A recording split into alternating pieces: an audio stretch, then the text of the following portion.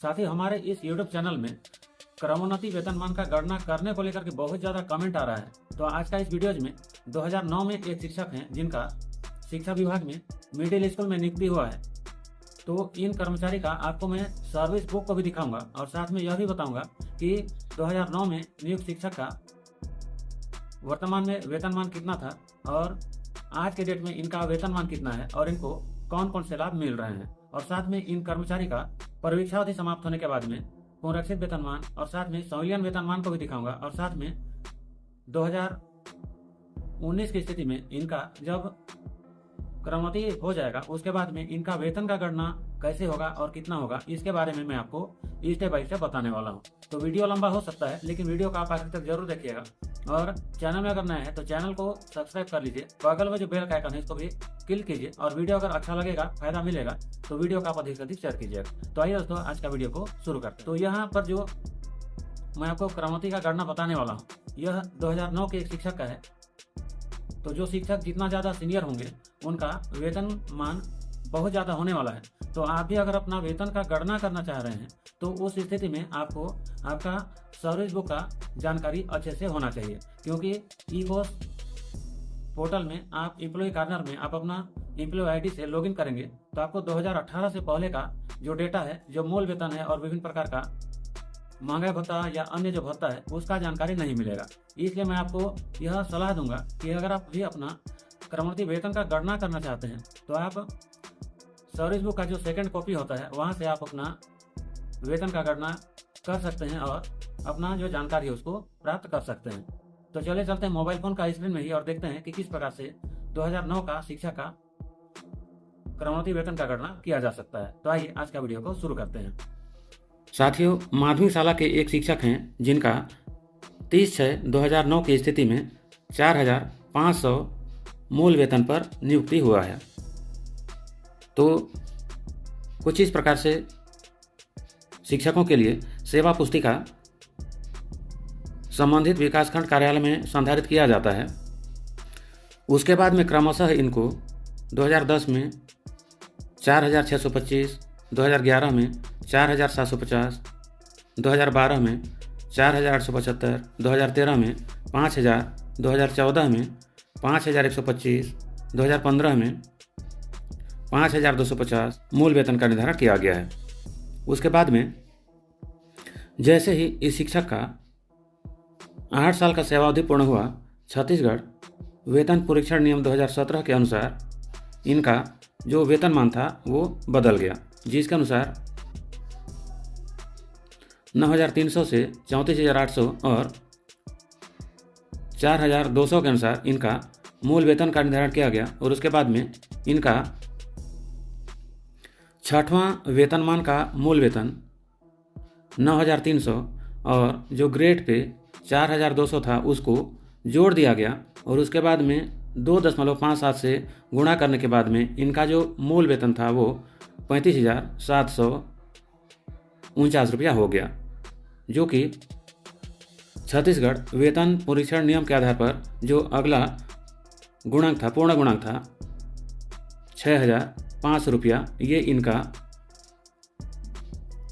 2018 के लिए मूल वेतन बन गया।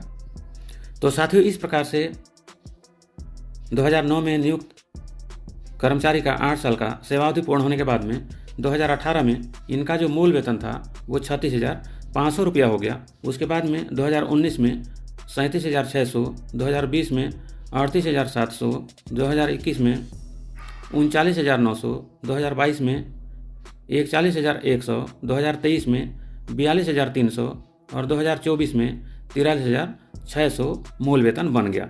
इसी प्रकार से जुलाई 2025 के अनुसार इनका एक इंक्रीमेंट लगने के बाद में 44,900 रुपया मूल वेतन हो जाता।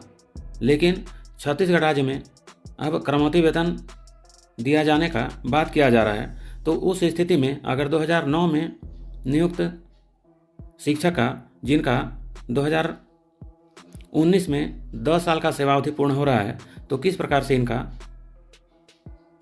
क्रमोन्नति वेतन का निर्धारण करेंगे, आइए देखते हैं। साथियों, छत्तीसगढ़ शासन वित्त विभाग के द्वारा दिनांक 19 मई 2017 को छत्तीसगढ़ वेतन परीक्षण नियम 2017 का अधिसूचना जारी किया गया था, जिसके आधार पर छत्तीसगढ़ राज्य में कार्यरत सभी शासकीय सेवकों का पदोन्नति, समयमान वेतनमान, पुनरीक्षण वेतनमान और साथ में क्रमोन्नति वेतनमान जैसे नियमों के आधार पर वेतन का गणना किया जाता है। छत्तीसगढ़ वेतन पुनरीक्षण नियम 2017 का पृष्ठ क्रमांक 9 में स्पष्ट उल्लेख किया गया है कि वेतन मैट्रिक्स में प्रयोज्य लेवल में वेतन वह होगा जो विद्यमान मूल वेतन का 2.57 से गुणा करने पर निकटतम संख्या प्राप्त होगा, वह भी पूर्णांकित रूप में होना चाहिए। इस प्रकार से वेतन मैट्रिक्स में उसी लेवल में वेतन को रखा जाएगा जो कोष्ठिका में कोई समरूप राशि हो, या वह समरूप राशि उपलब्ध अगर नहीं होगा तो उस स्थिति में लेवल में उसे ठीक उच्चतर कोष्ठिका में किया जाएगा। तो साथ ही इस प्रकार से क्रमोन्नति वेतनमान का मूल वेतन का निर्धारण भी जिस प्रकार से पुनरीक्षित वेतनमान में किया गया था, ठीक उसी प्रकार से होने वाला है। तो साथियों, यहाँ पर हम 2009 में नियुक्त शिक्षक का 10 साल का सेवावधि पूर्ण होने के बाद में इसी वेतन मैट्रिक्स के आधार पर क्रमोन्नति वेतनमान का निर्धारण करेंगे। तो माध्यमिक खंड के जो शिक्षक हैं वो लेवल 8 के अंतर्गत आते हैं, जिनका ग्रेड पे 4,200 रुपया होता है। तो साथियों, यहाँ पर 2018 की स्थिति में जो 2009 में नियुक्त शिक्षक हैं उनका मूल वेतन 36,500 रुपया निर्धारित हो चुका है। तो यहाँ पर क्रमोन्नति का गणना करने के लिए सबसे पहले 2017 का जो नियम है उस नियम को अवलोकन करते हैं। यहाँ पर आप देख सकते हैं वेतन मैट्रिक्स में प्रयोज्य लेवल में वेतन वह होगा जो विद्यमान मूल वेतन में 2.57 का गुणा करेंगे और उसके बाद में प्राप्त जो संख्या होगा वह निकटतम पूर्णांकित संख्या हो। इस प्रकार से प्राप्त संख्या वेतन मैट्रिक्स में उसी लेवल में रखा जाएगा। यदि वेतन मैट्रिक्स के प्रयोज्य लेवल किसी कोष्ठिका में कोई समरूप राशि हो तो वही वेतन होगा, और यदि ऐसा न हो, उपलब्ध न हो, तो वेतन का निर्धारण वेतन मैट्रिक्स के प्रयोज्य लेवल में उसे ठीक उच्चतर कोष्ठिका में किया जाएगा। तो साथियों, जब भी किसी कर्मचारी को क्रमोन्नति वेतन का लाभ दिया जाता है, इसका आशय है कि उस कर्मचारी को अगला जो पद होता है, अगला जो वेतनमान होता है, उसका लाभ दिया जाता है। तो यहाँ पर 7 नंबर में स्पष्ट उल्लेख किया गया है, वेतन मैट्रिक्स में पुनरीक्षित वेतन लेवल 6 में या तो 32,356 के बराबर या उससे अगली उच्चतर राशि 33,100 रुपये मूल वेतन प्राप्त कर रहा कर्मचारी उसी लेवल में लंबवत नीचे की ओर कोष्ठिकाओं में चलेगा और वेतन वृद्धि दिए जाने के पश्चात उसका मूल वेतन 34,100 रुपये हो जाएगा। इसका आशय यह है साथियों कि कोई शिक्षक जिनका मूल वेतन 10 वर्ष पूर्ण होने के बाद में 33,100 रुपये हो जाता है, तो उस स्थिति में इस नियमानुसार उनका जो मूल वेतन है उसी महीने 34,100 रुपये हो जाएगा। तो साथियों, इन कर्मचारी के मामले में इनका 2018 में 36,500 रुपया मूल वेतन था। उसके बाद जुलाई 2019 में 37,600 रुपया मूल वेतन हो चुका है। तो इसी के आधार पर इनका छत्तीसगढ़ पुनरीक्षण वेतन नियम के अनुसार इनका जो मूल वेतन है 38,700 रुपया जुलाई 2019 की स्थिति में हो जाएगा। उसके बाद 2017 का जो नियम कहता है उसके अनुसार 38,700 रुपये को मूल वेतन मानते हुए इस कर्मचारी के लिए क्रमोन्नति वेतन का निर्धारण लेवल 9 पर किया जाएगा और 38,700 से ऊपर लेवल 9 में जहां पर पूर्ण गुणक होगा वही इनका क्रमोन्नति वेतनमान का मूल वेतन होगा। तो 38,700 ऊपर में 38,100, उसके बाद अगला है 39,200 रुपया, जो कि 38,700 से अधिक है। तो यहाँ पर 2009 में नियुक्त इस कर्मचारी के लिए क्रमोन्नति वेतनमान का जो मूल वेतन है यह 39,200 रुपया हो जाएंगे। उसके बाद में इसी वेतन पर इस कर्मचारी का महंगाई भत्ता, गृह भाड़ा भत्ता इत्यादि का गणना करेंगे, जो कि कुछ इस प्रकार से होने वाला है। तो साथियों, इस प्रकार से 2018 में इस शिक्षक का जो मूल वेतन 2017 अनुसार 36,500 हो गया, उसके बाद 2019 में 37,600 रुपया हो गया, उसके बाद में 2020 में 38,700 रुपया हो गया। क्योंकि 2018 की स्थिति में इन कर्मचारी का क्रमोन्नति वेतनमान का गणना करना है, इसलिए इनका जो मूल वेतन है 2018 की स्थिति में 37,600 रुपया हो गया, जो कि लेवल 9 में अर्थात उच्च पद का वेतनमान के रूप में यहाँ पर 39,200 रुपया को निर्धारित कर लिया गया है। साथ ही उसके बाद में इसी वेतन पर जो शिक्षक है उनका वेतन का अगर आप अंतर देखेंगे, यहाँ पर जैसे ही 2018 में इनको क्रमोन्नति का लाभ मिलता है, तो उस स्थिति में 2018 को ही इनका जो मूल वेतन है ये 39,200 रुपया हो जाता है, और 2018 की स्थिति में इनका जो मूल वेतन था ये 37,600 रुपया था।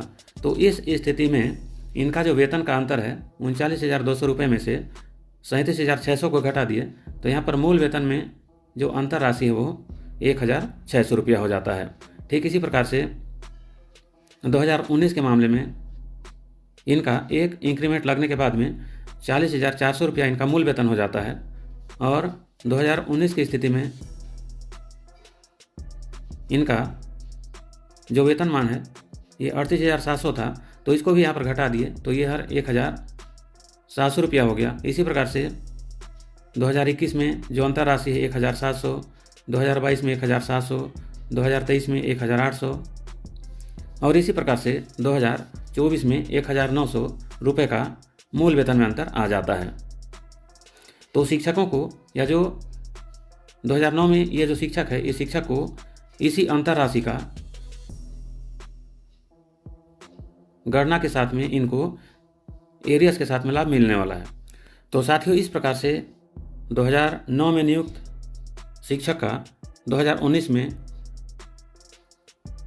क्रमोन्नति हो जाता है, तो उस स्थिति में इनका जो मूल वेतन है वह 37,600 से बढ़कर 39,200 हो जाएगा।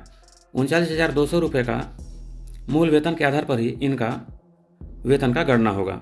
तो यहाँ पर मूल वेतन का जो अंतर है क्रमोन्नति होने से पहले और क्रमोन्नति होने के बाद में, यह जो अंतर है 2019 में ही यह 1,600 रुपया हो जाता है। तो 1,600 रुपया का यह जो अंतर है यह सिर्फ एक महीने का है। इसी प्रकार से 12 महीने का मूल वेतन में अंतर आ जाएगा। इसी प्रकार से 2020 में जो अंतर है यह 1,700 रुपया, जो कि 40,600 को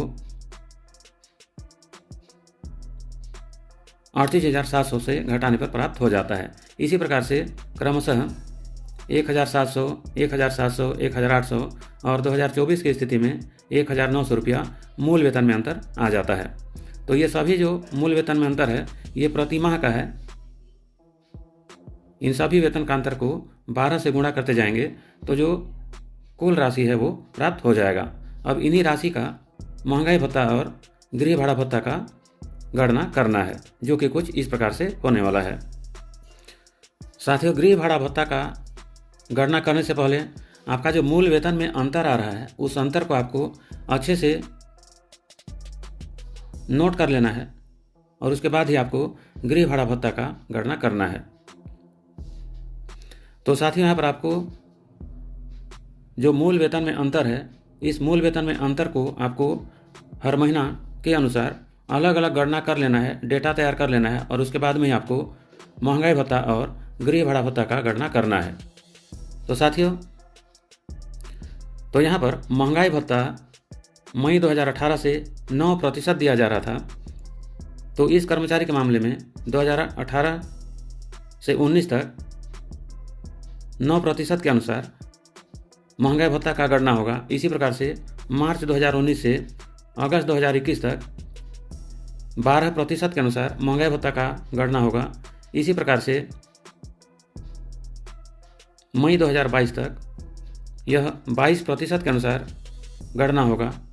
अगस्त 2022 से 28% के अनुसार गणना होगा। अक्टूबर 2022 से 33% के अनुसार गणना होगा। जुलाई 2023 से 38% के अनुसार गणना होगा। जुलाई 2023 से इस बीच में फिर बढ़ा हुआ था, उस स्थिति में 42% के अनुसार गणना होगा। जुलाई 2024 से 46% के अनुसार गणना होगा।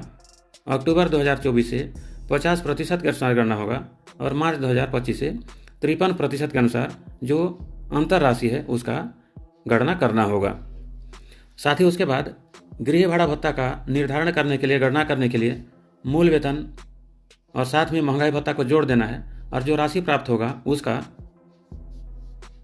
इस कर्मचारी के मामले में 2018, 2019, 2020, 2021, 2022 छठवां वेतनमान के अनुसार 7% निकालना है और सबको योग कर देना है। ठीक इसी प्रकार से 2023 से सितंबर 2024 तक यहाँ जो वेतनमान आएगा उस वेतनमान को 7वां वेतनमान के अनुसार 6% निकालना है और उसका भी कैलकुलेशन कर लेना है। ठीक इसी प्रकार से अक्टूबर 2024 से लेकर के आज तक 7वां वेतनमान का 7% निकालना है जो कि अलग अलग होने वाला है। तो इस प्रकार से यहाँ पर महंगाई भत्ता और गृह भाड़ा भत्ता को अलग अलग डेटा तैयार करना होगा। उसके बाद में ही टोटल जितना भी पेमेंट होगा उसको कैलकुलेट कर लेना है। यहाँ पर जो मूल वेतन में अंतर आया हुआ है उस अंतर को आप 12 महीना के अनुसार अलग अलग कैलकुलेट कर सकते हैं। तो आज का यह वीडियो बहुत ज़्यादा लंबा हो जा रहा है, इसलिए इसका जो अगला पार्ट आएगा उसमें स्पेशल क्रमोन्नति से पहले जो मूल वेतन था और क्रमोन्नति के बाद में जो मूल वेतन होगा उस पर, और साथ में महंगाई भत्ता में कितना अंतर आएगा, गृह भाड़ा भत्ता में कितना अंतर आएगा और हर महीना कर्मचारी को या शिक्षक को कितना कितना का वेतन एरियर्स के रूप में मिलेगा, इसके बारे में फुल डिटेल वीडियो में बताऊंगा। तो अभी का यह जानकारी अगर आपको बढ़िया लगा तो वीडियो का आप अधिक से अधिक शेयर कीजिए और अभी तक आपने हमारा इस चैनल को सब्सक्राइब नहीं किया है तो चैनल को सब्सक्राइब कीजिए।